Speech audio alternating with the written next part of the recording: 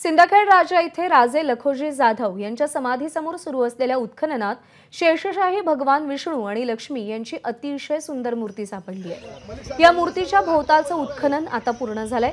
मूर्तीचं पूर्ण रूप समोर आलंय। अतिशय रेखीव आणि सुंदर अशी ही मूर्ती आहे। या मूर्तीमध्ये समुद्र मंथनाचा सुद्धा देखावा आहे। ही मूर्ती अतिशय जड असल्यानं आता फक्त ही मूर्ती बाहेर काढण्याचं काम बाकी आहे। दरम्यान या परिसराचे आमदार डॉक्टर राजेंद्र शिंगणे यांनी सुद्धा ही मूर्ती बघण्यासाठी या ठिकाणी भेट दिली आहे।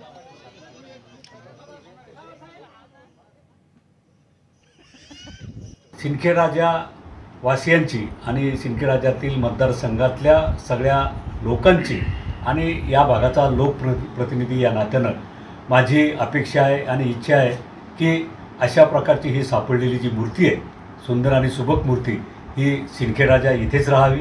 एवढं मोठं वस्तू संग्रहालय आपण कोट्यवधी रुपये खर्च करून इथं निर्माण केलेलं आहे। तिथे जर ती राहिली तर निश्चितपणे इथे हजारो पर्यटक येतात। या पर्यटकांना सुद्धा ही दुर्मिळ मूर्ती पाहण्याची संधी प्राप्त होईल। एबीपी माझा, उघडा डोळे बघा नीट।